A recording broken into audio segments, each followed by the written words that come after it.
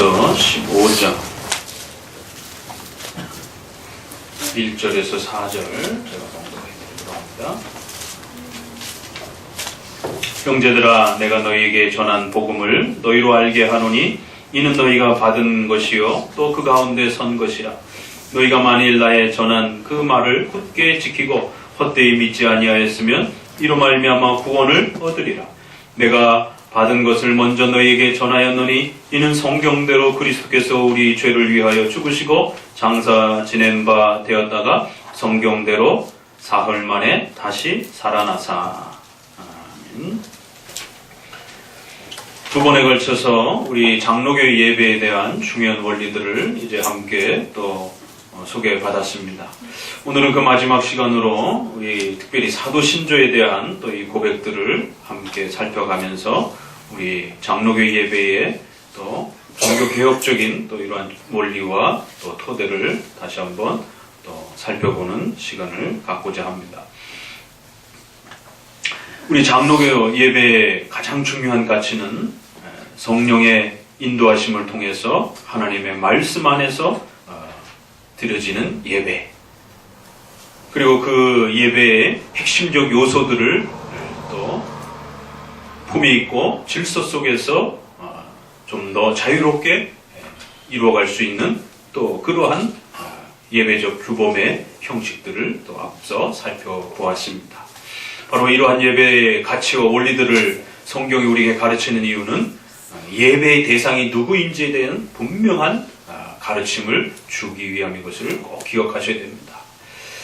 많은 예배의 변질은 결국 그 예배를 즐기고 또 기뻐하는 그런 인간의 예배의 즐거움의 실용적 목적 때문에 결국 예배가 끊임없이 변질되어져 가는 것을 조심하셔야 됩니다. 예배의 대상은 하나님이시다라는 것, 하나님이 어떤 예배를 우리에게 명하여 주셨는가, 가르쳐 주셨는가, 영이신 하나님이 어떻게 자신을 우리에게 드러내 주셨는가, 이것은 결코 쉬운 문제가 아닙니다. 눈에 보이지 않는 하나님을 우리가 어떻게 예배할 것인가, 이건 쉬운 문제가 아닙니다. 그렇기 때문에 많은 이방 종교들에서는 그 신을 형상화시키고 눈에 보이는 형태로 그림이나 조각으로 나타내서 그 신을 눈에 보이도록 더욱 분명하게 이렇게 나타내기도 합니다. 그러나 우리 기독교는 눈에 보이지 않는 영이신 하나님을 어떻게 예배할 것인가, 바로 이 궁극적인 이 차이와 문제, 바로 하나님은 눈에 보이지 아니하시고 우리 인간은 눈으로 보는 것을 아주 중요한 우리의 신뢰의 근거로 두는 그런 인간이라는 것이. 그래서 눈에 보이지 않으면 잘 믿지 않으려고 하는 이러한 인간의 연약함 속에서 과연 보이지 않는 하나님을 눈으로 보려고 하는 그런 인간의 이런 본능적 욕구와 어떻게 이것을 조율할 수 있는 것인가. 결국 그렇기 때문에 인간의 그 본성에 충실하게 되면 그 예배가 끊임없이 감각적이고 눈에 보고 느끼고 만지는 쪽으로 그렇게 귀를 즐겁게 하는 쪽으로 방향이 바뀌어지는 것입니다. 그러나 하나님은 눈에 보이지 않는 하나님을 우리 자신에게 드러내시기 위하여 언어라고 하는, 성경이라고 하는 하나님의 말씀을 우리에게 주시고 그 성경을 잘 이해하고 배워가는 방식 속에서 하나님을 엄숙하게 예배하도록 그렇게 일정한 규율을 정해주신 것입니다. 많은 사람들은 왜 감각적인 예배가 나쁘냐라고 끊임없이 묻습니다. 그럼 바로 이 삼일체 되신 하나님, 영이신 하나님의 또 절대자이신 하나님에 대한 바로 이 궁극적인 이 자리 때문에 그런 것입니다. 그래서 그 예배의 대상은 전능하신 만왕의 왕이신 하나님이시다라는 것. 예배는 결코 우리가 종교적인 어떤 즐거움을 만끽하는 자리가 아니라 전능하신 그 하나님을 숭배하고 예배하고 높이는 자리라는 것. 근데 그 전능한 하나님은 눈에 보이지 않으시는 그런 분이라는 것. 그렇기 때문에 하나님의 말씀을 통해서 자신을 가르쳐 주신 그 성경이라고 하는 이 계시의 수단을 가지고 이 성경을 잘 설명해 주고 이 성경을 잘 알아듣고 이 성경을 잘 곡조에 따라서 또 그렇게 노래를 부르고 또 하나님이 가르쳐 주신 그러한 기도로서 성도들을 격려하고 축복하는 이러한 하나님의 말씀을 중심으로 해서 그렇게 하나님이 누구신지를 알려주고 그렇게 소개되어진 하나님 앞에 엄숙하게 엎드리는 이것이 장로교의 예배라는 것이에요. 그래서 첫 번째는 그 대상의 위험, 대상의 두려움, 대상의 전능함에 대한 부분들을, 위대하심에 대한 부분들을 항상 생각하셔야 되고, 그런 하나님께서 어떻게 인간과 만나시고 어떻게 인간에게 자신을 드러내시고 하나님의 그 보좌 가운데로 우리를 초대하셔서 하나님을 인지하고 그 하나님을 바라볼 수 있게 하셨는가? 그것은 눈으로 감각적인 형태로 그렇게 하나님을 바라보고 예배하도록 하지 않으셨다는 사실을 꼭 명심하셔야 됩니다. 바로 이제 이러한 가치를 가장 잘 드러낸 것이 성경을 중심으로 해서 질서 있게 단순하게 그렇게 예배드려라. 그래서 단순성, 그리고는 그 우리의 예배자가 누구인지에 대한 엄숙한 두려움을 가지고 하나님 앞에 서라 라고 해서 엄숙성, 그래서 예배의 정신을 표현할 때는 단순성과 엄숙성으로 그렇게 장로교의 예배가 이제 표출이 되는 것입니다. 그래서 우리 예배 모범에서는 이제 첫 예배의 그 표현에 있어서부터 예배의 시간을 아주 엄숙하게 주일이라고 하는 이러한 시간도 엄수되어야 되고, 또 주일의 공예배가 바로 그 예배를 가장 대표하는 하나님 앞에서의 공식적 예배라는 것이. 그래서 수요예배라든가 금요 수요 사실은 기도회고 금요 기도회고 주일 오후는 사실은 성경 공부 시간입니다. 근데 사실은 어느 순간부터 주일 오후를 이렇게 예배라라고 이렇게 표현한 것이 사실은 후대에 이렇게 바뀐 것이고, 주일 오후는 예배라고 표현하지만 실질적으로는 성경 공부 시간들인 것이에요. 그러니까 공적으로 공식적으로 유일한 예배는 바로 오전 예배로 드려지는 이러한 주일의 그 공식 예배를 우리가 하나님 앞에 예배라라고 이렇게 표현하는 것입니다. 그래서 시간을 잘 엄수하셔야 되는 것이고, 또 그 많은 예배 중에 비록 예배라 불려진다 할지라도 오직 공식적으로 하나님이 허락하셔서 하나님이 정해놓으신 그 체계와 순서를 따라서 드려지는 그 예배는 오직 주일의 공적 예배 시간에 드려지는 이 예배만이 하나님이 받으시는 그런 예배로서 드려진다는 것입니다. 그렇기 때문에 집안에서 혼자 예배드리는 이러한 것도 적절치 않은 것입니다. 반드시 부르심으로부터 축도에 이르기까지 공적인 그 구조와 순서를 따라서 하나님이 정해놓으신 그 공식적 질서 속에서 그렇게 예배드리는 것입니다. 비록 우리가 구약의 성전에 나아가서 예배를 드리진 않지만 적어도 오늘날에 구약에서 그렇게 하나님이 정해놓으신 공적 질서와 체계를 따라서 하나님 앞에 예배드리는 겁니다. 하나님 우리의 모든 삶 속에 계십니다. 그래서 요즘엔 또 많은 분들이 주일 예배가 뭐 그렇게 중요하냐? 삶의 예배가 중요하다. 이게 참 맞는 말 같은데 항상 이렇게 균형을 잃어버릴 때 문제가 발생이 되는 것이에요. 삶의 예배 중요합니다. 우리 모든 삶 속에서 예배적 자세로 살아야 됩니다. 그러나 하나님은 그런 삶에 있어서 경건함도 중요하지만 공식적 절차와 유형교회라고 하는 질서를 통해서 하나님 앞에 순서를 갖추어서 조직을 갖추어서 하나님 앞에 예배드리라고 하는 그런 명령을 내리셨다는 것입니다. 그래서 삶의 예배도 삶의 또 신앙적 자세도 중요하지만 성도들이 주일에 시간을 정해서 또 공적 예배라고 하는 이 순서와 질서를 따라 우리가 보이는 이러한 유형교회에 모여서 함께 예배드리는 이 가치가 그토록 소중한 겁니다. 그래서 초대교회는 카타콤이라고 하는 지하 속에서도 목숨을 걸고 모여서 예배드리는 것입니다. 북한도 마찬가지입니다. 왜 이런 핍박이 심각한 상황 속에서 꼭 굳이 모여야 됩니까? 안 모이면 안 되는 겁니까? 이렇게 말할 수 있는 것입니다. 그러나 죽음을 각오하고 모여야만 되는 것입니다.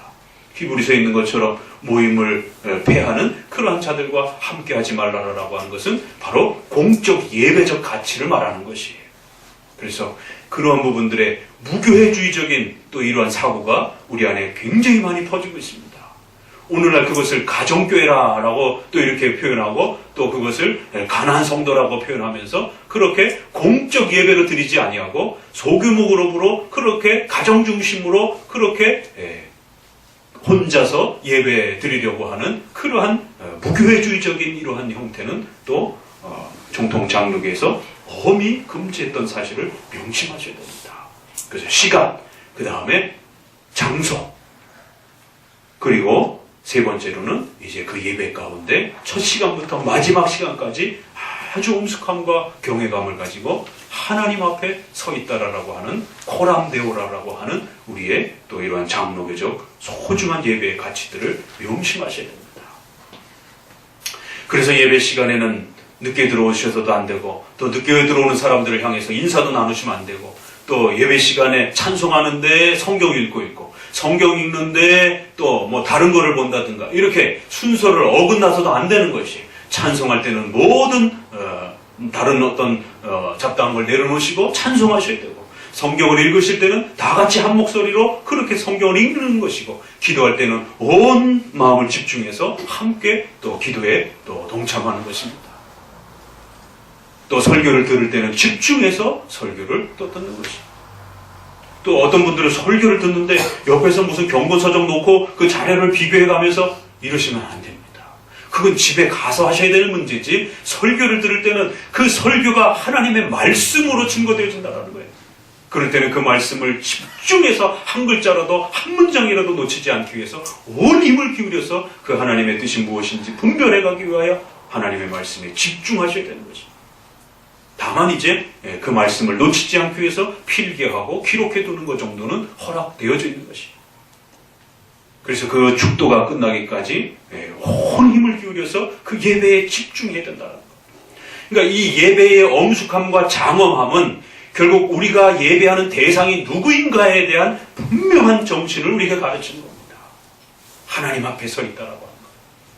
그러면 이제 그 예배의 모든 요소들마다 그 성도들이 갖추어야 될 그 자세들, 그리고는 종합적으로 결국 그 모든 요소들이 잘 조화롭게 연결이 되어서 엄숙함과 또 장엄함으로 잘 이렇게 조화되어서 우리의 몸과 마음을 기꺼이 하나님 앞에 바치는 그러한 예배로서 그렇게 드려지는 것입니다.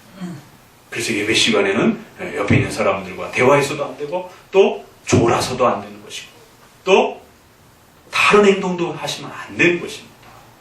예배 시간에 물을 마시는 것도 안 됩니다, 사실은.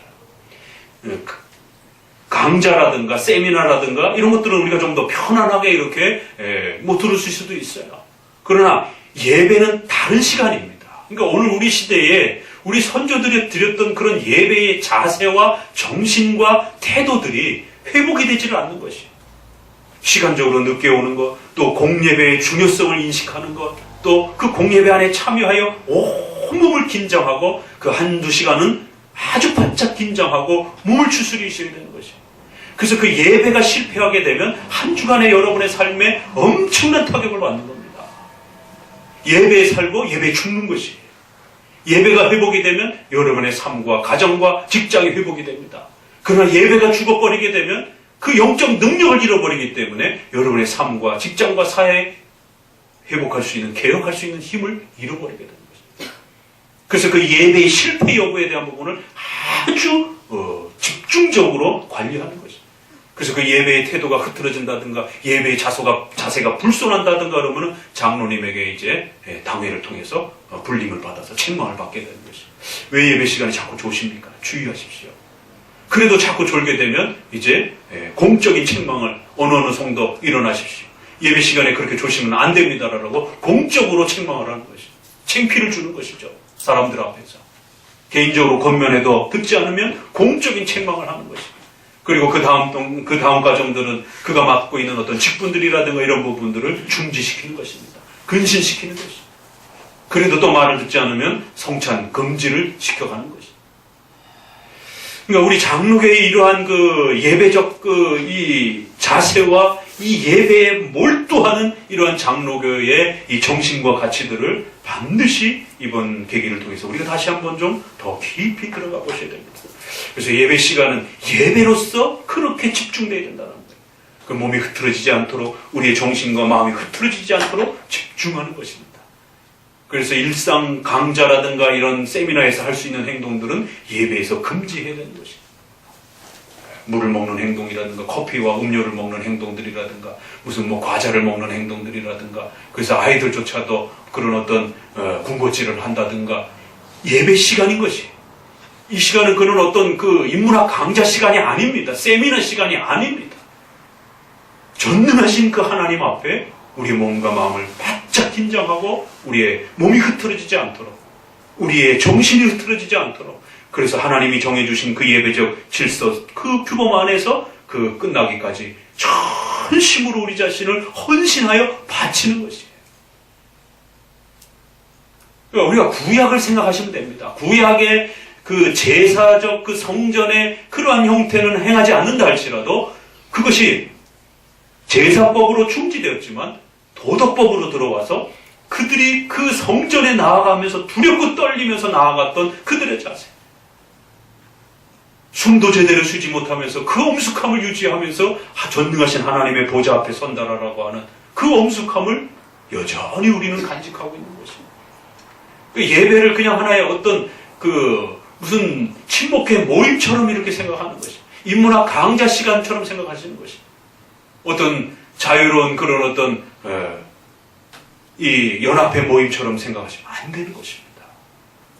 적어도 우리 종교개혁가들이 우리 선조들이 이토록 예배의 소중함과 이 예배의 두렵고 떨림을 그렇게 회복하려고 했던 그 목적과 이유들을 잘 살피셔야 되는 것입니다.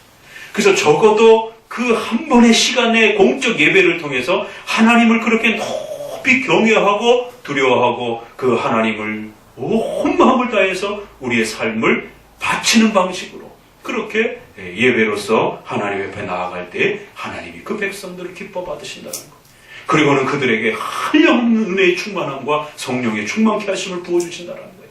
그 예배를 통해서 그 기름 부음 받은 그런 하나님의 은혜의 능력을 가지고 여러분의 삶 속에서 가정을 변화시키고 사회를 변화시킬 수 있는 그런 강력한 힘을 얻게 되는 것입니다. 그러니까 결국 장로교의 예배가 순복음식의 이런 시끄러운 예배로 결국 신비주의 예배로 변질되게 된 궁극적 이유가 바로 거기 있는 것이에요. 예배의 재미를 못 느끼는, 예배의 힘을 못 느끼는 것이에요. 예배의 어마어마한 이 강력한 힘을 경험하지 못하는 것이에요. 그러니까 장로교 예배는 딱딱하고 재미없고 지루하다라고 하면서 결국 신나는 예배 쪽으로 방향을 바꿔가기 시작하면서 그렇게 막 소리를 지르고 또 그렇게 감각적으로 그랬을 때 뭔가 우리 안에 시원해지는 그런 느낌을 마치 예배의 그런 어떤 파워풀한 어떤 그러한 맛이라고 생각을 하는 것입니다. 그러나 장로교 예배는 그런 게 아닙니다. 하나님이 그 예배에 그 성도들 가운데 임하셔서 그 백성들이 하나님이 임재하셨다라고 하는 거룩하고 엄숙한 두려움을 갖는 겁니다. 하나님이 우리 앞에 계시다라고 하는 코람데오라고 하는 하나님 앞에 서라라고 하는 하나님의 보좌 앞에 그 하나님을 배웠다라고 하는 그 어마어마한 감격함과 두려움들이 그 예배를 통해서 회복이 되는 거예요. 왜냐하면 일상생활 속에서 직장생활하고 가정생활하고 정신없이 살아가다 보면 하나님에 대한 그 거룩함 하나님의 임재에 대한 마음들을 많이 우리가 잃어버리고 또 퇴색되어져 가는 것입니다. 그래서 적어도 주일에 이러한 예배를 통하여 그러한 마음들이 다시 회복이 되는 겁니다. 그랬을 때 그 감격스러움, 하나님을 배웠다라고 하는 그런 감격스러움이 우리 장로교 예배는 바로 이러한 방식을 통해서만이 유지할 수가 있는 거예요. 막 시장바닥처럼 그렇게 막 정신없고 막 시끄럽고 막 이래가지고는 위대하고 전능한 그 하나님이 어떤 분인지에 대한 그 하나님에 대한 인식이 제대로 우리 마음 안에 자리 잡지 못하는 거죠. 그래서 여러분 이제 두 번에 걸쳐서 이러한 예배적 가치와 의미들을 다시 한번 잘 회복하시고 그 전에는 좀 더 허락되었던 예배적 행동들이 이번 계기를 통해서 좀 더 자기 자신을 좀 추스리시고 그래서 화장실 같은 이런 부분들도 좀 미리미리 다 다녀오시고 중간에 이렇게 가는 일이 없도록 그 한두 시간은 꼭 참아내셔야 되는 것이. 인문학 강좌라든가 이런 때는 뭐 중간에 화장실을 좀 가고 싶으면 가시라라고 이렇게 다 뭐 또 얼마든지 편안하게 할 수 있습니다. 그러나 우리가 청와대에 가서 무슨 상을 받으러 가기 위하여 여러분이 그 의전에 참석을 했는데 저 잠깐만요 화장실 좀 갔다 오겠습니다라고 갈 수가 있나요? 그 분위기상 그럴 수가 없는 거예요. 막 예식이 진행되어져 가고 있는 그 중간상에 아주 잠깐 목이 말라서 물 좀 먹고 좀 상을 받겠습니다. 그러니까 인간의 상식적 수준에서 그 예의와 범절이 필요한 그러한 자리에서 그런 예전이 집행되어져 가는 어떤 일반 예식에서도 그런 게 쉽지 않은 겁니다. 결혼식이 한참 진행되어져 가고 있는데 저 잠깐만요. 물 좀 먹고 결혼 사역 좀 하겠습니다. 일반 상식에서도 쉽지 않은 겁니다. 장례식이라고 하는 그 슬픔을 표현해야 하는 그 엄숙한 장례식에서 잠깐만요. 좀 커피 좀 마시고 좀 저기 헌화할게. 이게 일반 상식에서 안 통하는 것입니다. 하물며 하나님 앞에 드려지는 예배 속에서 그 예배의 엄숙함을 유지해야 하는 그 집중해야 되는 시간에 자꾸만 행동들이 다른 곳에 자꾸 이렇게 흐트러지고 퍼지고 이러게 되면 안 되는 겁니다. 그래서 우리 장로교의 예배의 가치가 바로 이런 것이다라는 것을 꼭 다시 한번 권면을 드리고 우리 성도들이 그것을 회복하고 하나씩 하나씩 깨우쳐갈 때에 결국 교회가 제대로 굳건히 서는 겁니다. 그래서 새로운 신자가 이렇게 장로교회 예배에 참석을 했을 때 굉장히 무겁지만 그 장로교회 예배에 뭔가 아주 엄숙하고 이로 어떻게 표현할 수 없는 그러한 엄숙한 경외감들을 새신자도 그 분위기를 통해서 느끼는 것입니다.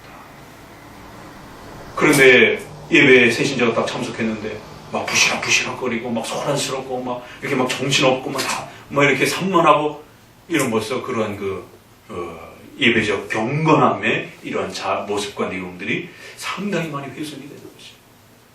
그런 면에서는 우리가 가톨릭보다도 훨씬 많이 수준이 떨어지는 이러한 오늘 현대의 예배들을 보게 됩니다. 가톨릭 예배는 가만히 보세요. 한번 미사가 드려질 때 거기에 앉아있는 성도들이 어떻게 행동하는가.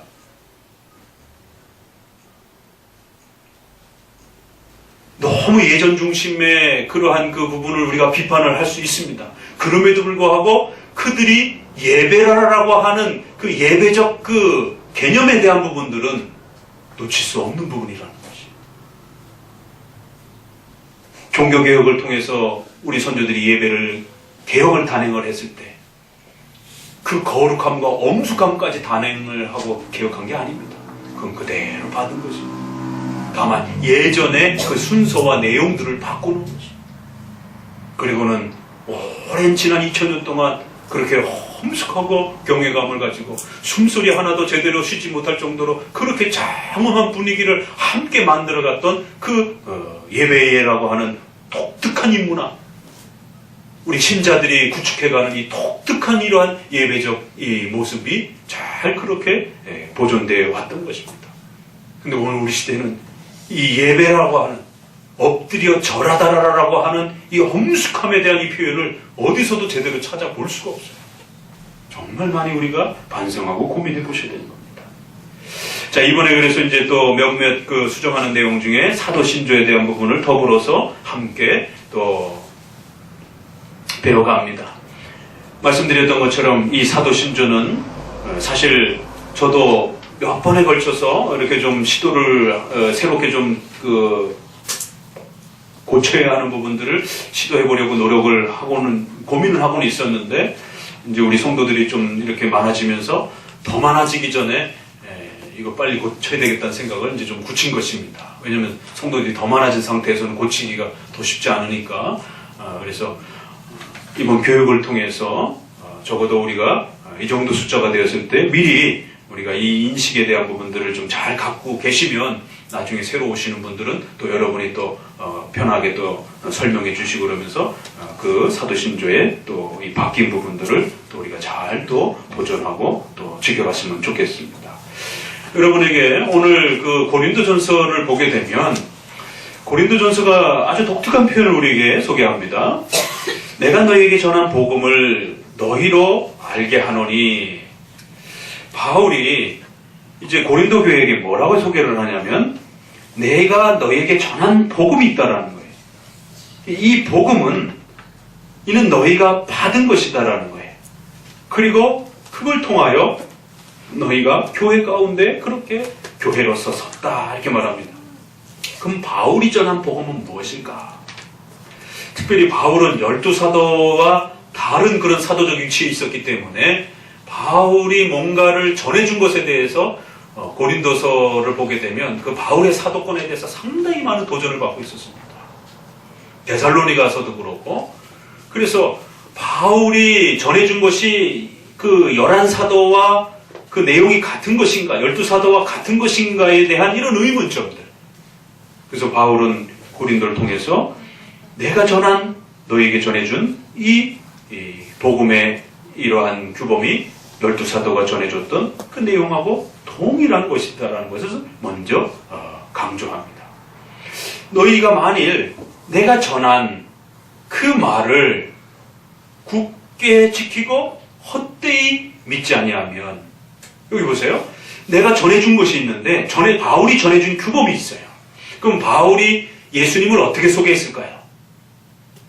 예수님은 살아계신 하나님의 아들이고 또 우리를 위하여 십자가에 못 박혀 죽으시고, 그 예수님을 주로 고백하면서 우리가 또 교회로 모여서 그리스도의 몸된 지체로 모여서 그 하나님을 예배하며 이제 마지막 종말에 올 때까지 그 주님을 섬기면서 살아가는 하나님의 자녀들이다라고 하는 이 복음의 기본 골자잖아요. 그러면 이 복음의 핵심적 이 내용을 바울은 나름대로 전해준 겁니다. 그래서 이 고린도서에도 보게 되면 내가 전해준 것, 그 전해준 걸 너희가 그대로 잘 받았다. 그래서 전해주고 전해받은 것, 이런 이야기들이 소개가 되면서 그 전해받은 것을 흐트러뜨리지 말고 그 전해받은 규범 그대로를 잘 너희가 믿으라는 거예요. 그러면 이 내가 전해준 것은, 내가 받은 것은 먼저 너희에게 전하였노니 나도 그렇게 받은 것이다라는 거예요. 그럼 도대체 그게 뭐냐? 우리 11절을 같이 읽어봅니다. 같은 목소리로. 그러므로 내나 저희나 이와 같이 전파하며 너희도 이같이 믿었느니라. 그러니까 11절의 결론을 내기를 나나 그들이나 다른 사도들이나 다 그렇게 동일한 복음의 규범을 전파해 준 것이다라는 거예요. 그리고 너희도 그러한 규범 틀 안에서 믿었다라는 것입니다. 그러니까 지금 바울 또 사도들, 그 다음에 고린도 교회가 모두가 공동적으로 고백하는 복음의 어떤 그 틀이 있다는 걸 알 수가 있습니다. 그래서 뭔가를 전해주고 그 전해준 거를 잘 유지하고 유지한 대로 그대로 그걸 잘 믿으면 바로 거기에서 구원의 역사가 일어날 수 있다는 거예요.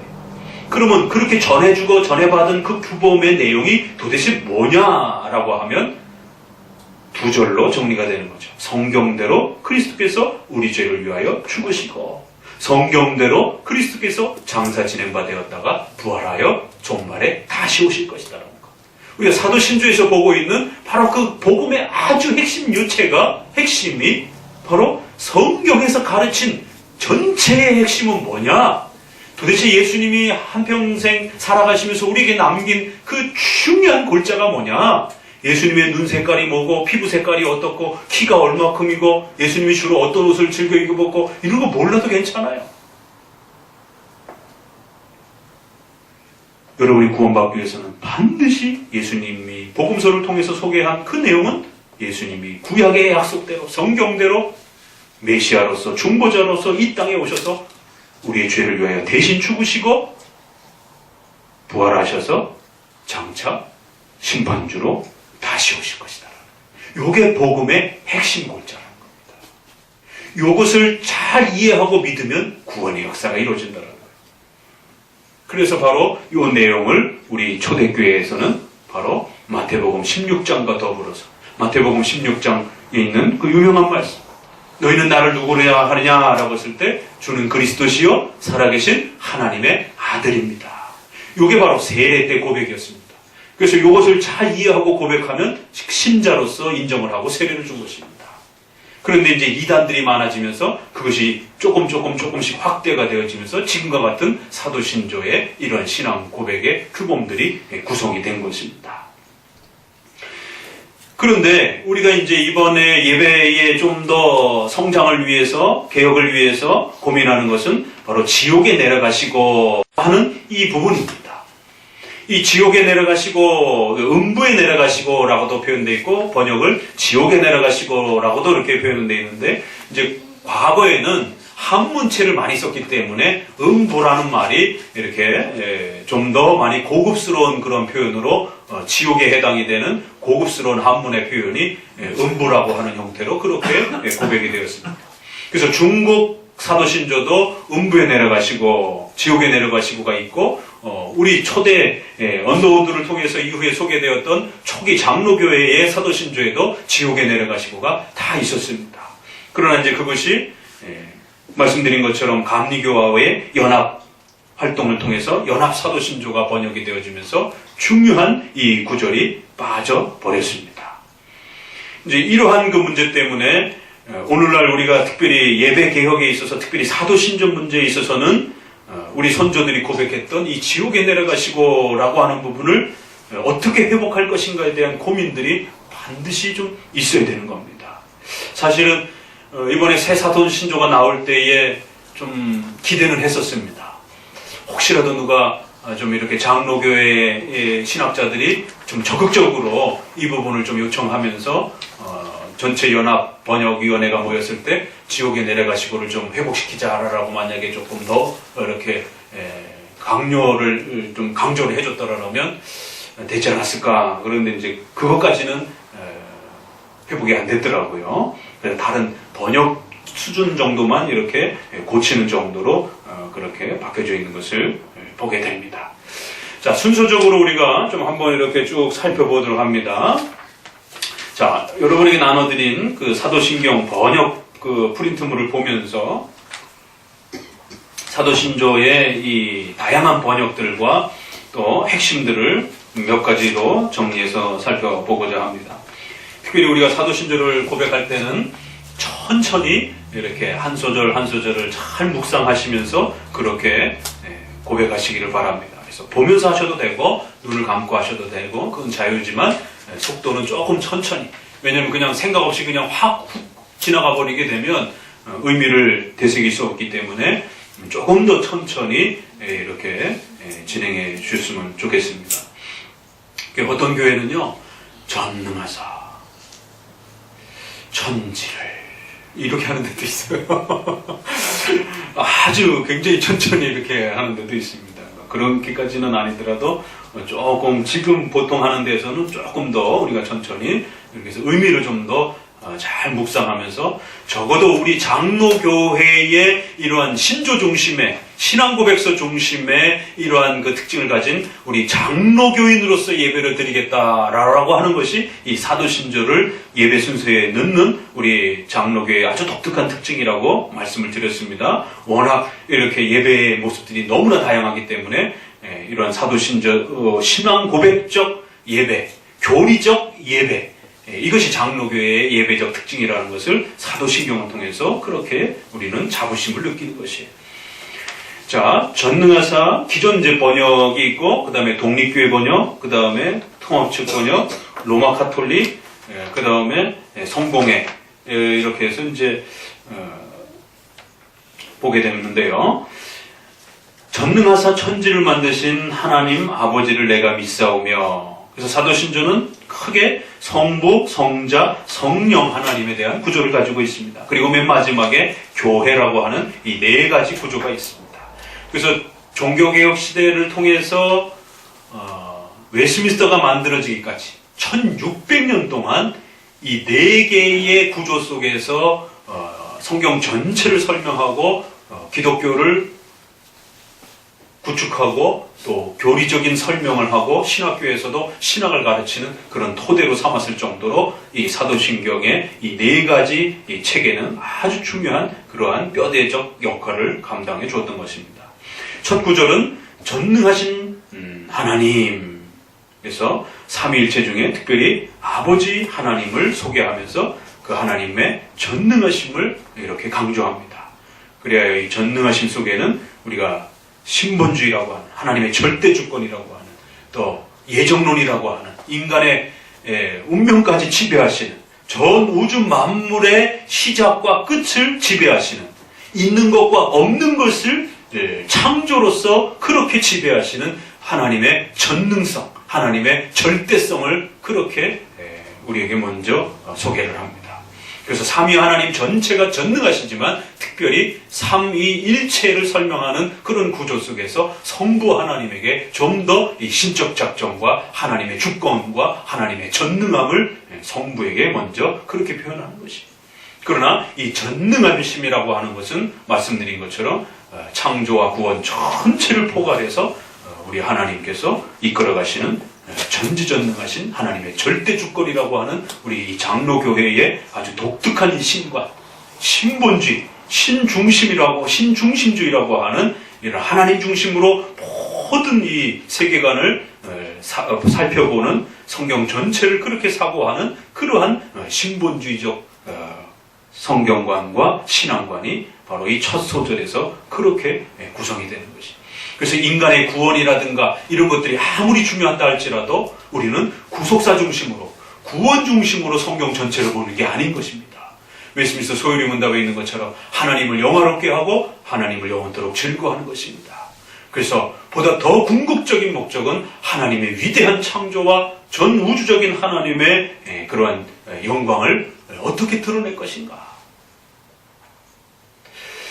놀라운 것은요, 에덴 동산의 그 타락의 장면에서도 아담과 하와에 대한 그 구원에 대한 문제를 다루기 전에 창세기 3장 15절에 있어서 여자의 후손과 또 사탄의 후손을 통해서 구원의 이 역사가 어떻게 펼쳐질 것인지에 대해서 소개하는 그 과정 속에서도 보게 되면 아담과 하와의 구원의 문제를 다루는 것이 아니라 하나님께서 그 사탄을 멸하시고 하나님의 그 창조의 역사를 어떻게 완성해 가실 것인지. 그래서 사탄에 대한 멸함심과 심판과 하나님이 창조해 놓으신 그 우주 만물의 역사가 파괴되어지지 않도록 하나님의 뜻을 견고히 지켜가실 것이다라고 하는. 우리가 창세기 3장조차도 너무 인간의 구원에만 초점을 맞춰가지고 인간의 구원의 모든 것이 하나님의 궁극적인 목적인 것처럼. 그러나 그 죄가 소개되어지는 3장조차도 가만히 들여다보게 되면 사탄을 멸하시고 온 그 역사 속에서의 그 죄악들을 멸하셔서 하나님의 뜻을 완성하시고 하나님의 창조의 뜻을 지켜내시고 그리고는 그 결과로서 인간의 그런 구원의 문제도 여자의 후손으로서 또 메시아가 오셔서 또 사탄을 멸하시고 파하시고 인간을 구원한다라는 말은 직접적으로 나오지 않습니다. 그건 이제 나중에 더 뒤로 갈수록 더 분명해지는 거예요. 그러나 오히려 창세기 3장에서는 하나님의 창조의 그 거대한 하나님의 신적 계획을 위협하고 파괴하려고 했던 그 위협과 악의 요소들을 하나님이 어떻게 멸하시고 그 중보자가 오셔서 그 악의 세력들을 어떻게 심판하셔서 하나님이 계획하셨던 창조적 그 거대한 목적을 다시 회복하고 완성하셔서 하나님의 뜻을 이룰 것인지. 그래야 그 과정 속에 아담의 노동 문제도 하와의 또 출산에 대한 문제도 하나님의 뜻 속에서 그들이 계속해서 그 먹고 사는 문제와 출산의 문제까지도 함께 보존되어야만이 하나님의 이 거대한 창조가 이루어질 수 있는. 그래서 하나님께서 정령 죽으리라라고 그렇게 경고하셨지만 실제적 내용에 있어서는 바로 죽지 아니하고 그들이 먹는 문제와 출산의 문제를 보존하면서 하나님의 그 창조적 계획을 하나님이 이루어 가시는 것이. 그들의 영혼의 죽음의 문제는 또 다른 방식으로 하나님이 그 경고가 성취되어져 가는 형태로 두시면서 그들은 실제적으로 죽지 않았습니다.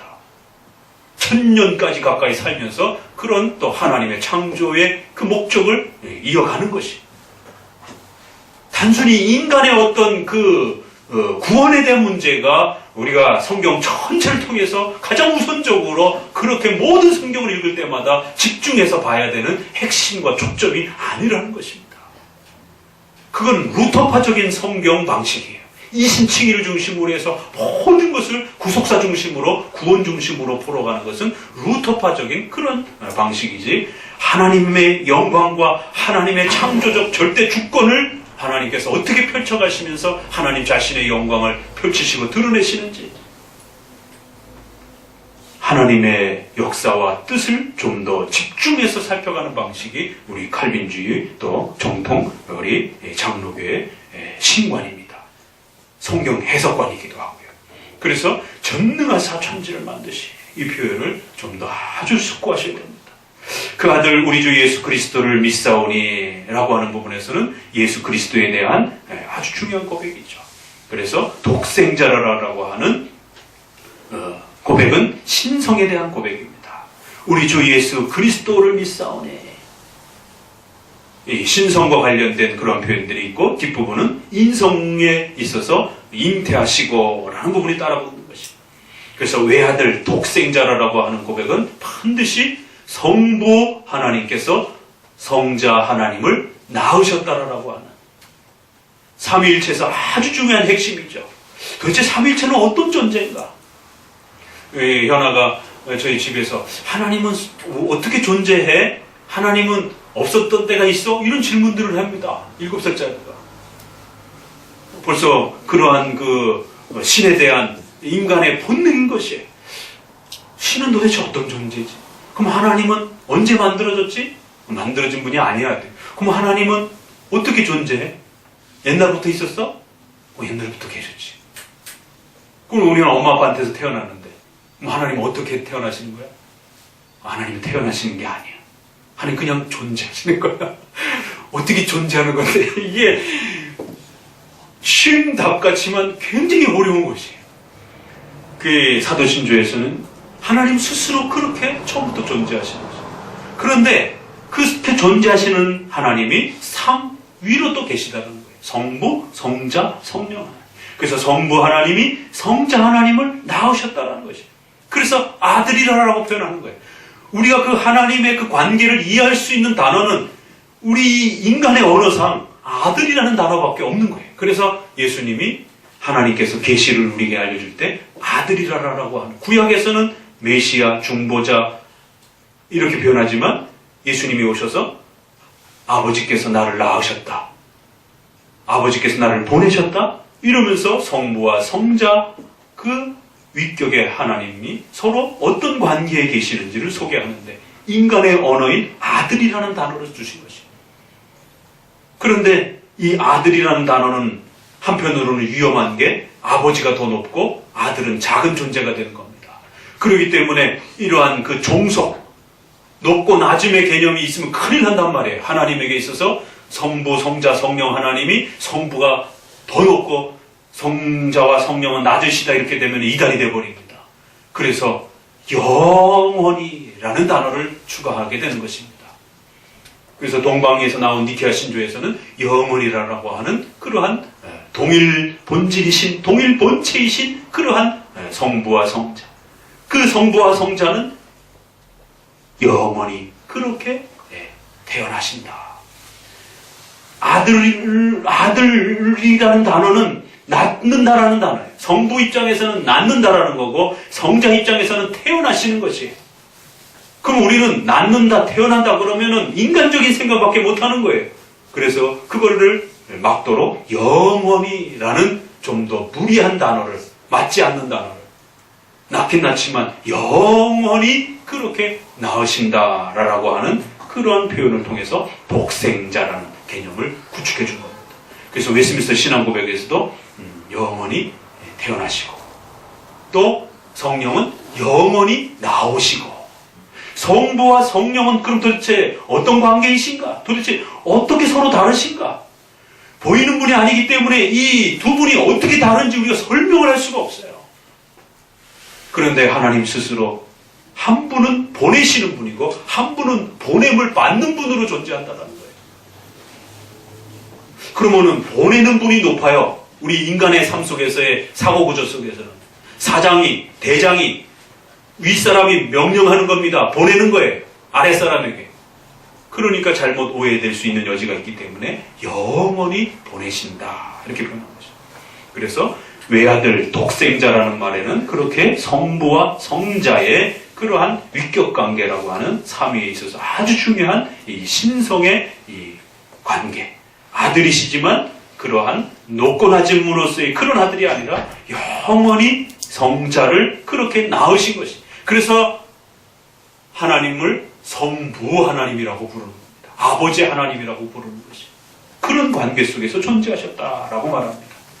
그리고 그 예수 그리스도로 그렇게 우리가 고백한다라고 했을 때 그리스도는 특별한 충보를 위해서 특별한 이러한 직분을 맡으신 것이다 라고 고백합니다. 그래서 그 그리스도가 맡으신 직분은 선지자직, 제사장직, 왕직이라고 하는 그러한 개념이 이 그리스도라는 고백 안에 들어가는 것이고요. 이제 그 그리스도께서 대략 5가지 정도로 낮아지시는 그러한 구원의 역사를, 중보의 자로서 역사를 베푸시고 높으시는 또 4가지 정도가 표현이 됩니다. 그래서 통상 9가지가 소개가 되는데 사도신조에는 몇 개가 소개되는가 보세요. 성령으로 잉태하시고 성육신에 대한 문제, 인간이 되셨다라는 거예요. 동정녀 마리아에게 나셨다. 그런데 예수 그리스도의 그 태어나심은 반드시 2가지가 지켜져야 됩니다. 인간의 아버지가 있지 않다라는 거예요. 어머니만 계시지 인간의 아버지가 없다라는 겁니다. 그래서 반드시 그리스도의 성육신은 성령으로 신비롭게 잉태하시는 그러한 역사가 있는 겁니다.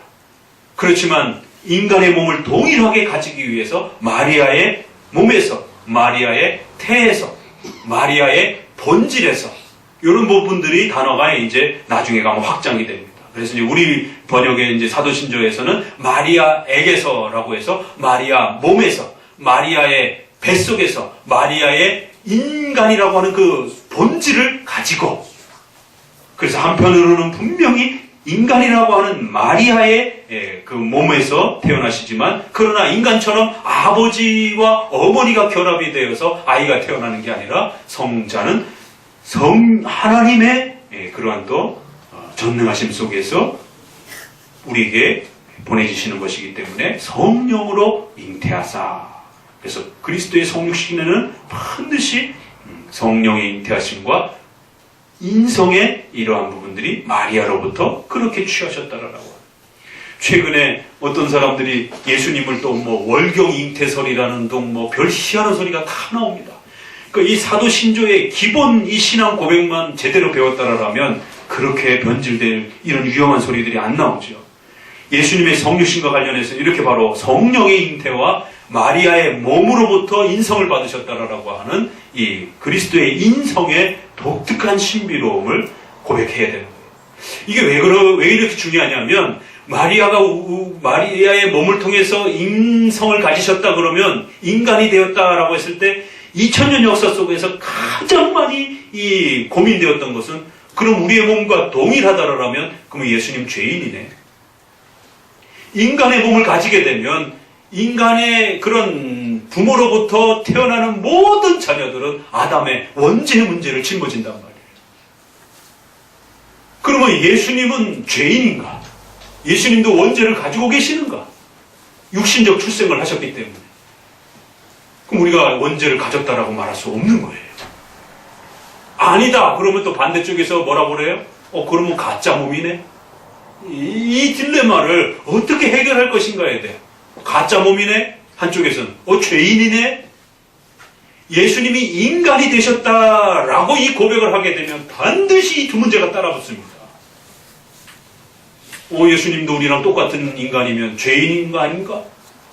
죄인이 아닙니다. 예수님은 우리처럼 그런 원죄를 가지신 분이 아닙니다. 예수님은 무죄하신 분입니다. 라고 우리가 변호하게 되면 그러면 예수님이 가짜 몸이지 그러면은 우리 모든 인간은 다 죄를 짊어지고 있는데 우리와 동일한 인간이 되셨다며 인성을 가지셨다며 그런데 어떻게 죄가 없어 그러면 우린 다 죄인인데 이 두 개를 해결하는 비결은 바로 사도신조의 이 고백을 지켜야만이 되는 것이 성령으로 잉태되시기 때문에 인간의 몸을 가질지라도 죄가 없으시는 것이에요. 이 성령의 강력한 그 보호 때문에 인간의 출생을 통해서 태어나셨지만 그 마리아의 몸에 아기로 그렇게 임신이 되어지고 또 그 태에서 자랄 때 인간처럼 강력한 그 원죄의 영향력이 그 육신의 몸에 영향을 끼치지 못하도록 성령의 강력한 힘으로 그 태아를 보호하셨다는 것이죠. 그래서 성령의 잉태하심이라는 고백이 나오는 겁니다. 이게 없으면 바로 이 문제를 해결할 수가 없어요. 그럼에도 불구하고 또 하나 해결해야 되는 것은 성령의 강력한 인도하심으로 보호하셨을지라도 반드시 예수님은 인간의 죄를 위하여 죽으셔야 하기 때문에 인간이 되셔야만 하는 거예요. 그래서 마리아의 본질, 마리아의 몸속에서, 마리아의 자궁 속에서, 영어에서는 그래서 마리아의 자궁이라고도 이렇게 표현되어 있어요. 마리아의 자궁에서 그렇게 우리가 뭐라 그러죠? 그 자궁에 이렇게 착상하는 거를 착상, 이렇게 수정란에 이렇게 마리아의 몸에 이렇게 착상되는 거죠. 그러니까 예수님은 그런 어떤 수정이라든가 어떤 이런 개념이 없는 거예요. 성령의 역사로서 그럼에도 불구하고 마리아의 그 자궁 속에서 그렇게 자라서 아이로서 그렇게 그 자궁 안에서 마리아의 실제적 영양분을 먹으면서 그렇게 자라신 거죠. 그래서 반드시 예수님은 인간과 동일한 육체를 가지신, 인성을 가지신 그러한 마리아의 몸에서 나셨다라는 것. 이 고백이 그렇게 중요한 겁니다. 자, 이제 본디오 빌라도에게 고난을 받으사 십자가에 못 박혀 죽으시고 장사한 지, 여기까지가 이제 그리스도의 고난에 대한 부분이 쭉 소개가 되는데요. 지난주에도 말씀드렸던 것처럼 사도신조에는 실제적으로 예수님이 우리 죄를 위하여 십자가에 못 박혀 죽으시고 우리가 예수님의 십자가의 죽음 때문에 죄사함 받고 의롭게 되어졌다. 그러니까 예수님 때문에 우리 죄가 없어지고 의롭게 되어졌다. 구원받았다. 이 고백이 실제적으로 사도신조에 없습니다. 이게 복음의 핵심입니다. 그래서 사도신조는 이 복음의 내용을 좀 더 깊이 담기 위해서 다른 표현 형태로 이 내용을 담은 겁니다. 그러니까 이걸 설명하고 교육을 안 해주다 보니까 사도신조를 고백하면서도 사도신조의 뜻이 뭔지를 잘 모르는 거예요. 그냥 주문처럼 그냥 고백을 하는 것입니다. 먼저 본디오 빌라도에게 고난을 받으사, 이거 같이 한번 읽어봅니다.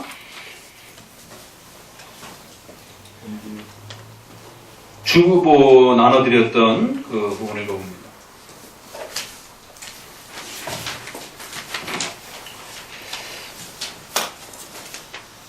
제네바 교리문답에 보게 되면은 왜 당신은 한마디로 그분이 죽으셨다 말하지 아니하고 본디오 빌라도에게 관하여 말하며 또한 그에게 고난을 받았다고 말합니까? 같이 읽어봅니다. 그것은 단순히 이 이야기의 확실성을 우리에게 증명하기 위할 뿐만 아니라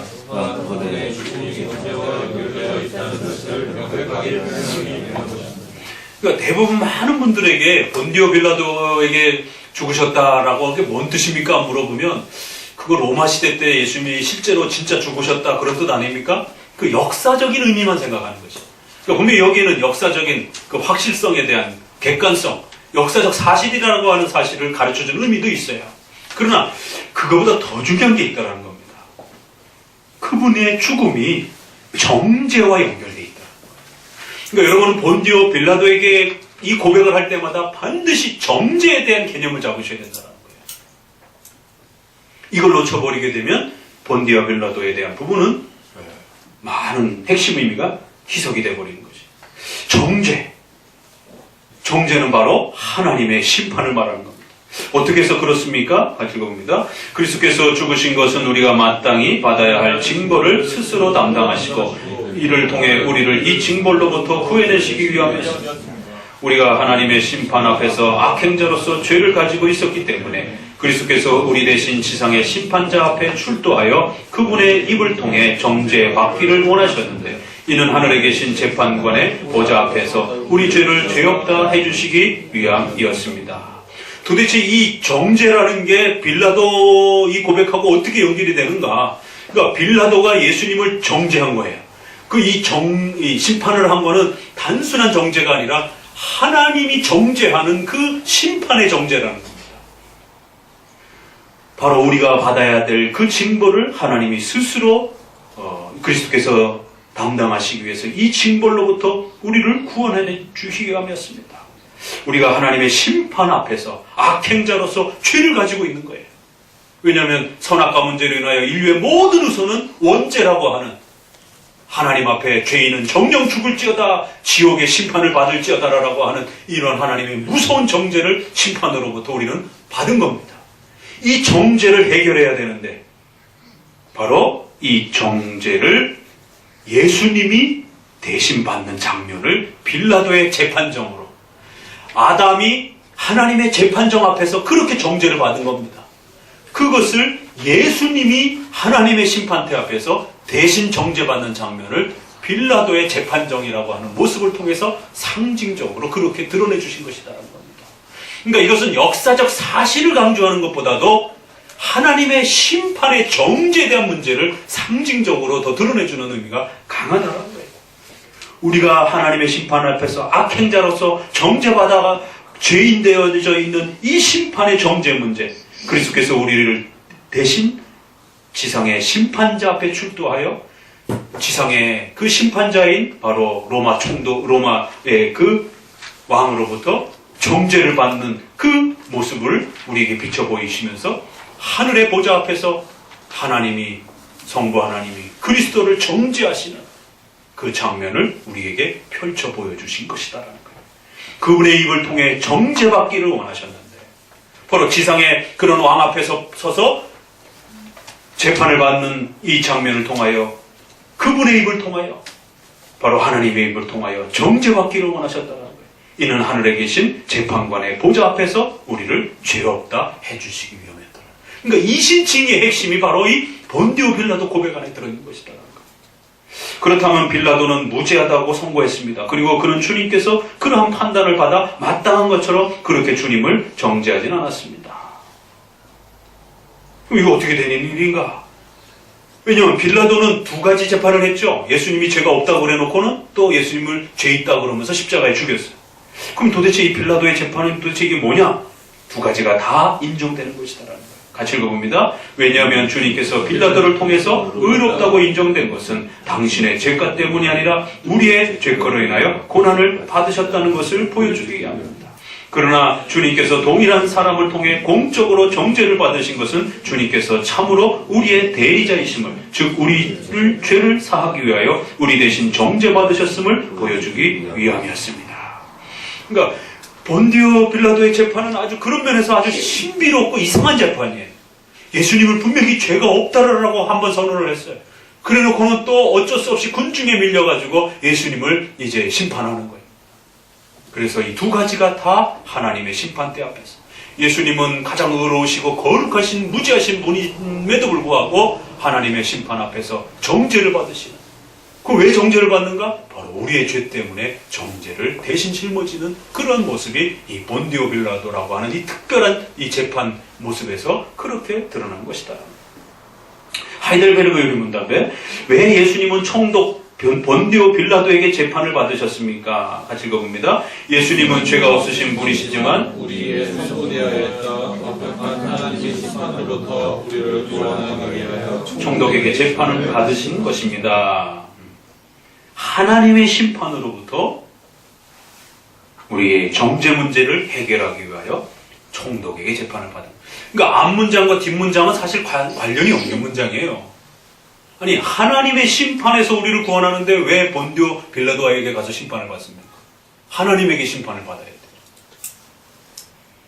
그러니까 그거를 우리가 배울 수 있도록 인간의 법정의 최고의 법정인 로마 법정은 앞에서 예수님이 정죄받는 그런 장면들을 통하여 하나님의 그 심판대 앞에서 정죄받으시는 그러한 그리스도의 모습을 우리에게 비춰 보여주신 것이다 라고 말하는 것입니다. 그래서 이제 이것을 번역상에서는 이제 여러분에게 나눠드린 프린트물에 빌라도에게가 아니라 빌라도 아래에서, 빌라도 통치하에서, 빌라도 통치 아래에서, 이게 조금 더 좋은 번역입니다. 왜냐면 빌라도에게 이러면 좀 공격적으로 마치 빌라도가 죽인 것처럼 이렇게 뉘앙스가 워낙 강해가지고 이제 우리 번역은 그냥 빌라도에게라고 돼 있으니까 의미만 좀 정확하게 이렇게 파악하시면 됩니다. 그래서 새로운 번역이라든가 이제 이런 번역들에서는 빌라도 아래에서, 빌라도 통치에서 뭐 이제 여러 가지로 좀 고민하면서 그런 시도들을 하기도 했습니다. 십자가에 못 박혀 죽으시고, 이것은 신명기에 있는 것처럼 또 갈라디아에서 우리에게 고백하는 그 내용을 그대로 여러분에게 표현해 주면은, 갈라디아에서 이제 이런 표현이 있습니다. 그리스도께서 우리를 위하여 저주를 받은 바 되사 율법에 의해서 우리를 속량하셨으니 기록된 바 나무에 달린 자마다 저주 아래 있는 자라. 바로 신명기 그 예언에 있는 말씀대로 십자가의 죽음이라고 하는 것은 정죄와 저주받은 자들을 특별히 처형하는 그러한 독특한 그 처형 방법이었기 때문에 예수님이 다른 죽음이 아니라 돌에 맞아 죽는 죽음, 뭐 어디 물에 빠져 죽는 죽음이 아니고 반드시 신명기의 그 예언을 따라 정죄로서의 어떤 죽음의 모습을 드러내셔야 된다는 거예요. 그게 십자가라고 하는 처형 형태가 가장 적절하다는 것이죠. 그러니까 본디오 빌라도도 정죄에 대한 문제고 십자가에 대한 문제도 정죄에 대한 문제고 마지막 지옥에 내려가시고도 정죄에 대한 문제예요. 그러니까 이신칭이라고 하는 우리가 정죄받았던 이 죄의 심판을 예수 그리스도께서 대신 받으시고 우리는 죄사함을 받았다라고 하는 인간이 받은 이 정죄 영원히 지옥에서 하나님 앞에 심판받아서 지옥에 그렇게 고통받으면서 영원히 벌받으라라고 하는 이 무시무시한 지옥의 고통을 영원토록 받으라라고 하는 이 인간의 죄가 얼마나 참혹하고 무서운 것인지에 대한 이 정죄 문제가 이렇게 3번에 걸쳐서 반복이 되고 그 3번에 걸친 그 정죄로부터 우리를 구원해 주신 죄사함을 시켜주신 그리스도의 십자가의 은혜를 이렇게 강조하는 겁니다. 그래서 장사한지 이것은 실제로 그렇게 그리스도께서 분명히 죽으셨다라고 하는 확증을 해주고 또 더불어서는 구약의 예언을 따라서 그렇게 또 메시아가 실제로 죽으셨다라고 하는 그리스도의 죽음에 대한 왜냐하면 인간은 반드시 하나님의 심판을 받아서 죽어야 된다라고 하는 바로 그 선악과에 대한 문제가 정죄 문제가 실제 해결이 된 거예요. 그러니까 이것까지 포함하면 4번입니다. 정죄에 대한 문제가. 정죄의 열매가 죽는 거니까. 그리고는 이제 지옥에 내려가시고 이제 나오는 겁니다. 자, 주보에 있는 부분 다시 한번 같이 또 읽어봅니다. 맨 앞에. 제네바 65문 지옥에 내려가셨다라는 말이 가르치는 의미가 무엇입니까? 이것은 그리스도에서 영과 육체의 분리를 뜻하는 자연적인 내중에 고통과 겪으신 것이 아니고 그분의 영혼이 베드로가 죽음의 고통이라고 말한 것처럼 상상하기 힘든 괴로움의 것처럼 됐음을 말해주는 것입니다. 예. 제네바 교리문답, 하이델베르그 교리문답, 우리 선조들의 모든 신앙 고백에 있어서는 바로 이 지옥에 내려가시고가 이렇게 보존되어 있었던 겁니다. 오랫동안 2000년 동안 보존되어 있던 게 한국 장로교회와 갖고 없어져 버린 거죠. 그래서 이 부분을 좀 회복하셔야 된다는 것이. 지옥에 내려가셨다라고 하는 것은 바로 이 정죄의 하이라이트라는 거예요. 정죄의 그 고통이 죽음의 고통뿐만 아니라 그의 영혼이 베드로가 죽음의 고통이라고 말한 것처럼 상상하기 힘든 어마어마한 하나님의 심판의 무서움의 그 고통을 말해주는 것이다. 사도행전 2장에 베드로의 고백 속에 어떤 표현이 있느냐면 하나님께서 사망의 고통을 풀어 살리셨으니 이는 그가 사망에게 매여 있을 수 없었습니다. 사망의 고통이다 이렇게 표현합니다. 그 정죄의 죽음이 얼마나 무시무시한 죽음이었는지 이것이 이제 복음서에 보게 되면은 예수님의 죽음의 고백 속에서 나오는 그 고통 속에 쏟아져 나옵니다. 뭐라고 고백하시죠? 엘리 엘리 라마 사박다니. 하나님 나의 하나님 나의 하나님 어찌하여 나를 버리십니까? 성부 성자 성령 하나님은 영원해서 영원토록 단 한 번도 분리된 적이 없고 단 한 번도 헤어진 적이 없고 영원토록 교제하시는 분이에요. 그런데 중보자로 오신 신성과 인성을 가지신 예수님이 성부 하나님 어찌하여 나를 버리십니까? 나를 분리시킵니까? 라고 고백합니다. 단 한 번도 경험해보지 못한 그 엄청난 성부 하나님과의 그 분리됨에 대한 그 고통을 그렇게 고백하신 거죠. 신성은 분리되는 게 아닙니다. 인성의 고백인 것이에요. 그럼에도 불구하고 중보자는 신성과 인성을 같이 갖고 계시기 때문에 중보자로서 그렇게 고백하는 겁니다. 이 고백은 인성적 고백인 것이죠. 이걸 신성의 고백이라고 하면 큰일 납니다. 성부와 성자가 분리될 수 있다라고 나눠진다라고 생각하면 큰일 나는 거예요. 성부와 성자와 성령은 단 한 번도 분리될 수 없는 그러한 위격적 존재이십니다. 그런데 인간의 정죄를 짊어지시면서 하나님으로부터 분리되는 그 어마어마한 두려움의 고통을 느끼셨다라고 말합니다.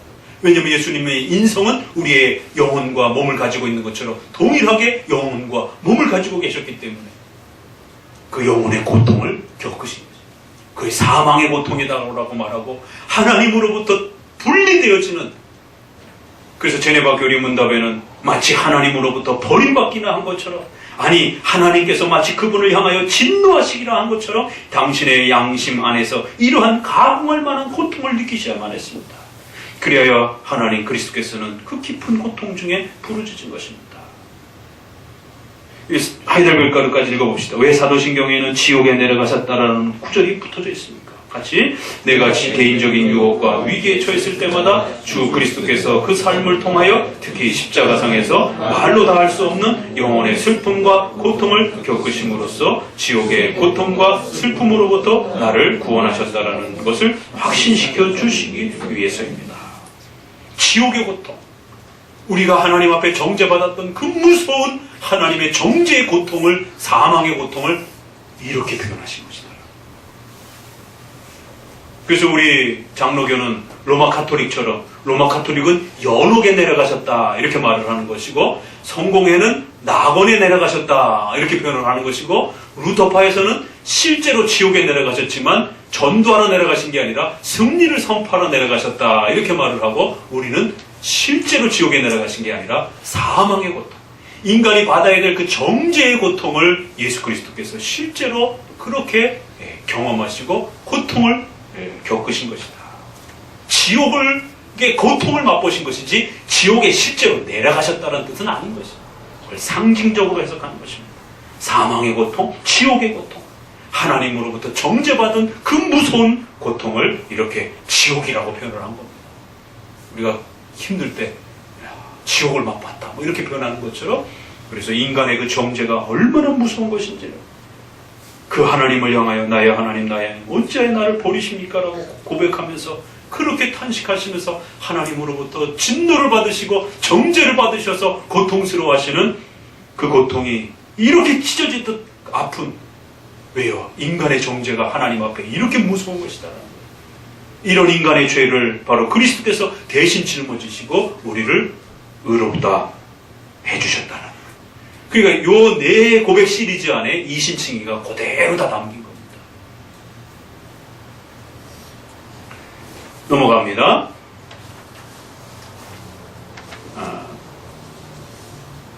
이 부분을 어떻게 부드럽게 번역을 해야 될지는 좀 고민스럽습니다.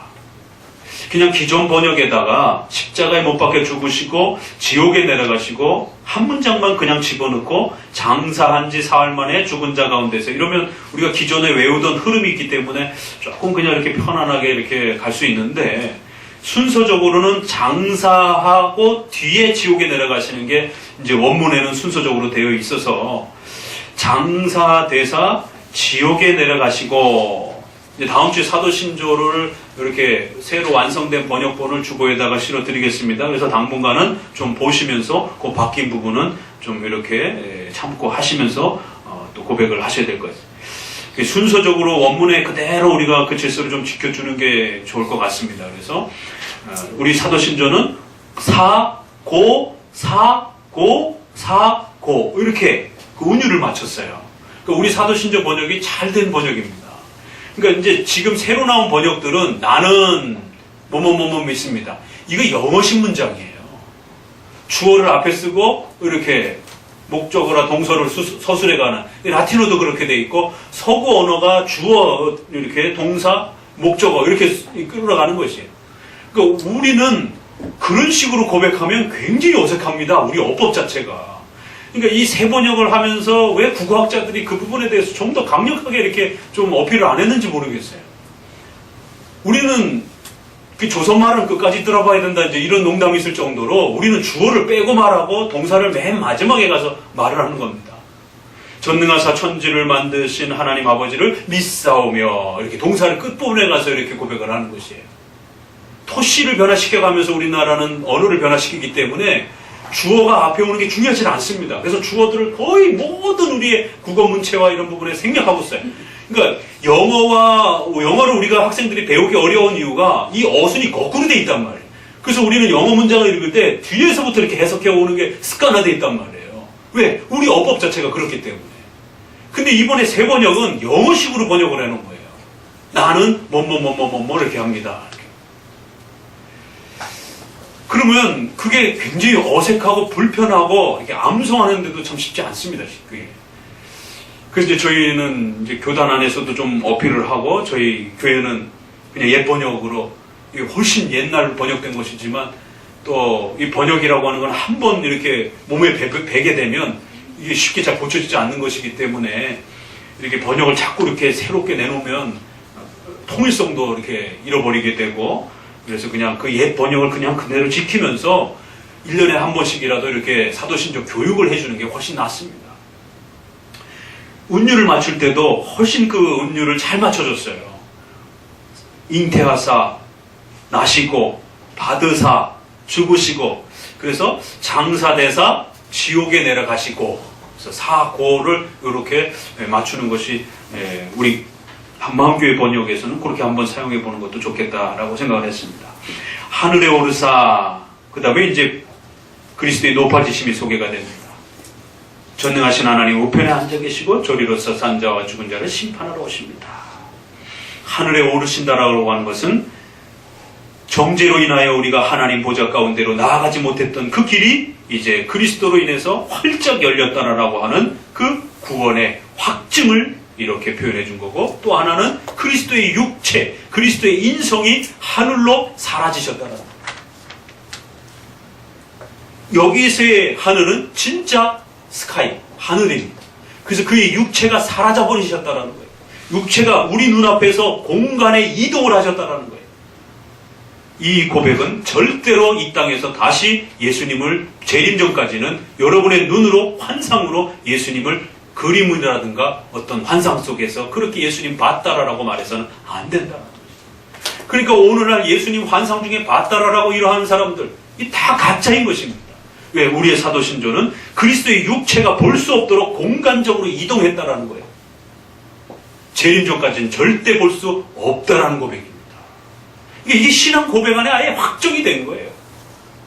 괜히 이상한 꿈 꾸고 오셔가지고 목사님 제가 꿈속에 하나님을 예수님을 봤는데요. 그러지 마세요. 우리의 신앙 고백에 어긋나는 겁니다. 하늘에 오르사 전능하신 하나님 우편에 앉아 계시고, 이것은 그리스도께서 인성으로서 모든 통치권과 모든 권한을 이제 중보자로서 하나님께로부터 물려받으시고 심판주로서 통치자로서 그리스도께서 그렇게 높아지셨다라고 말하는 것입니다. 왜냐하면 우리가 예수 그리스도께서 처참하게 죽으셨던 그 예수 그리스도를 우리의 구원자로 고백하기 때문에 그 예수 그리스도께서는 그렇게 죽으신 그 처참한 죽음이 단순한 그런 죽음이 아니라 이제 새롭게 이렇게 왕으로서 온 세상의 심판주로서 그렇게 회복되어지는 그러한 권세를 가지신 그런 죽음이었다라고, 한편으로는 비참함을 소개하지만 한편으로는 왕이요 심판자로서 그리스도는 우리의 구주라고 하는 고백을 또 이렇게 담아내는 것입니다. 그리고 그 우편이라고 하는 것은 영이신 하나님에게는 오른쪽 왼쪽이 없는 것입니다. 이것도 역시 상징적인 고대의 왕들의 다음 계승자인 그러한 왕자의 자리를 우편에다가 앉히는 것처럼 그러한 상징적 표현을 통해서 예수 그리스도 인성을 가지신 그리스도, 신성은 그 권세를 다시 받을 필요가 없어요. 왜? 영원토록 한 번도 포기한 적이 없으시기 때문에 늘 갖고 계시는 그 신성은 여전히 전능하신 주권자이신 것이에요. 그러나 이제 그 그리스도께서 인성을 가지시고 중보자가 되었기 때문에 그 인성과 결합하신 그 중보자도 이제는 모든 최고의 권세를 그렇게 주인으로서의 권세를 가지셔야만 되는 겁니다. 그리고는 그 우편에 그렇게 높아지시는 것이, 저리로서 바로 그 하늘로 이동했던 그 공간으로부터, 그래서 새 번역에는 거기로부터라고 하는 장소로 잘 번역을 해놨어요.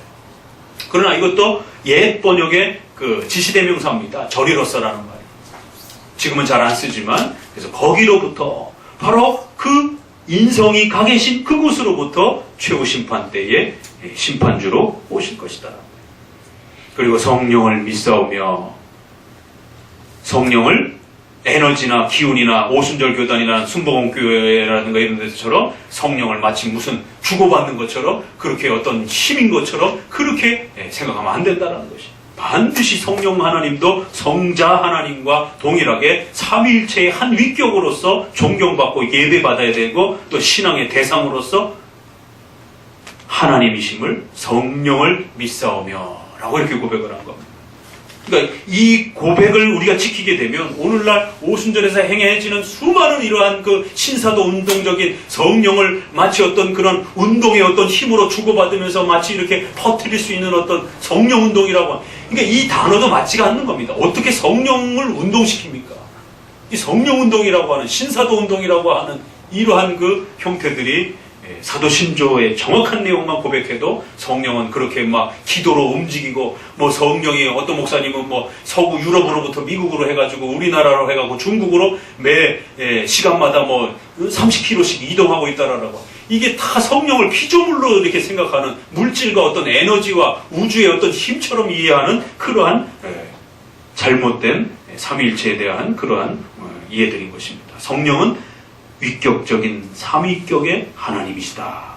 거룩한 공교회와 이 거룩한 공회라는 말이 거룩한 공교회라는 말씀을 드렸던 것이고 또 공회라는 말은 캐톨릭이라는 표현의 번역인 것입니다. 그래서 사적인 그러한 모임이 아니고 공적인 그러한 모임입니다. 라는 뜻을 표현하면서 보편적이고 우주적이고 하나의 교회입니다. 하나님의 교회는 반드시 하나의 교회가 되어야 됩니다.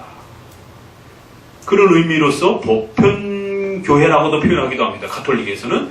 그러나 우리는 공회라고 해서 한문으로 공문할 때 공자를 집어넣어서 사적인 모임이 아니다라고 하는 걸 좀 더 강조하면서 하나님의 나라의 공적 백성이다라고 하는 그러한 특별성을 공이라고 하는 의미로 좀 더 강조시킨 겁니다.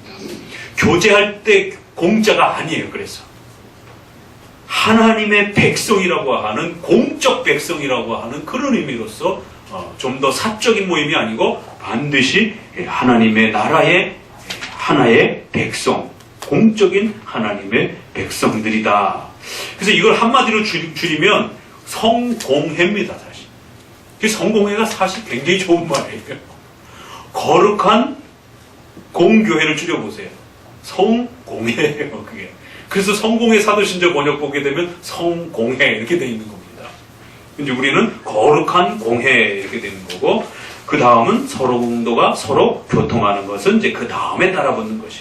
마지막에는 죄를 사하여 주시는 것과 몸이 다시는 사는 것과 영원히 사는 것을 믿는 최후 종말의 심판을 믿는 것을 고백합니다. 근데 놀라운 것은 교회론 고백 안에 거룩한 공교회와 성도가 교제하는 두 번째와 그리고 그 교회의 예배적 질서와 유형적 교회의 성도들의 훈련을 통하여 죄를 사함받고 그 죄에 대한 성화적 훈련들을 또 만들어가는 것이다 라고 고백합니다. 죄사함에 대한 고백이 저 빌라도의 고백 위에 해당이 되는 것인데 이 신칭에 해당이 되는 죄사함의 고백이 저 위에서 나와야 되는데 왜 이것이 교회론 안에 들어가 있습니까?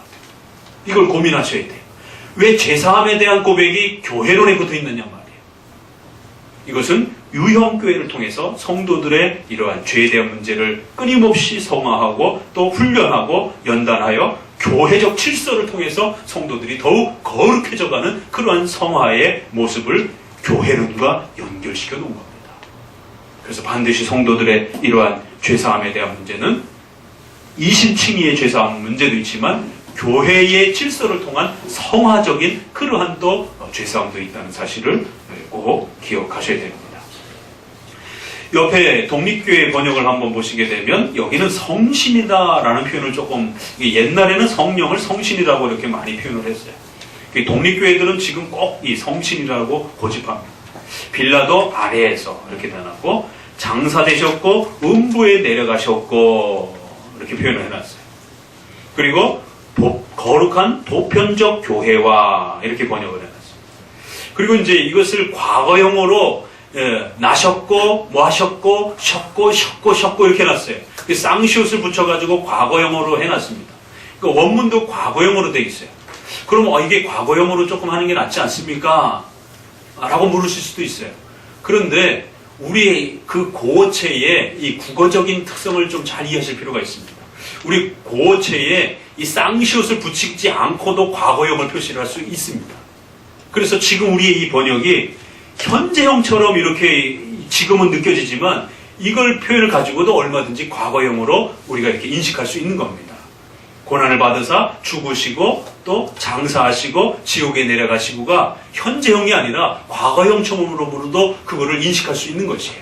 근데 이제 이런 개념을 잘 모르시는 분들은 이제 이 독립화 번역도 보게 되면 이거 원문에 과거형으로 돼 있으니까 쌍시옷을 넣어가지고 전부 다 셔고 이렇게 번역해야 되는 거 아니냐라고 이제 또 이렇게 하신 것 같아요. 이렇게 보니까 성자가 성부로부터 나시고 그랬을 때 그것도 과거형입니다. 그러면 나셨고라고 번역해야 되느냐? 그러면 나셨고라고도 해도 돼요. 근데 우리의 모든 그 신앙 고백에 보게 되면 전부 나시고라고 번역이 돼 있어요. 그걸 좀 우리가 잘 참고하셔야 됩니다. 카톨릭 걸 보세요. 다른 건 비슷한데요. 빌라도 통치 아래에서 그 다음에 저승에 가시고 이렇게 나서요. 저승은 좀 약간 불교적인 좀 색채가 좀 훨씬 더 강하게 드러나기 때문에 그 다음에 보편적 교회와 여기는 성인의 통공을 믿사오며 이렇게 돼 있고 성공의 번역 보세요. 본디오 빌라도 치하에서 이렇게 돼 있고 죽음의 세계에 내려가시고 이렇게 돼 있고 거룩한 공교회와 이게 이제 성공회라는 표현입니다. 성도의 상통을 믿으며 이렇게 됐어요.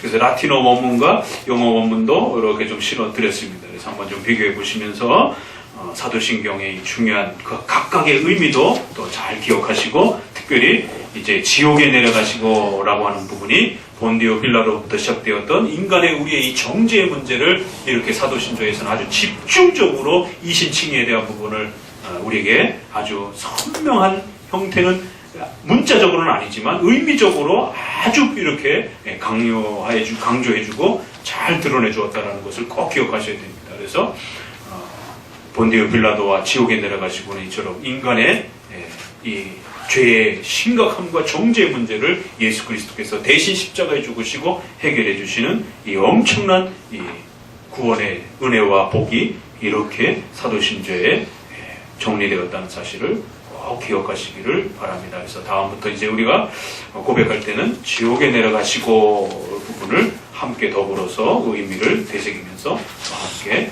고백하도록 합니다. 사도신조를 끝으로 3번에 걸친 예배론에 대한 이 소중한 우리 장로교회의 또 모습들을 우리 한마음교회 성도들 모두가 소중하게 간직하고 또 우리 후손들에게 계승할 수 있도록 그렇게 또 지켜가시기를 주의 말씀으로 권면을 드립니다. 기도합니다.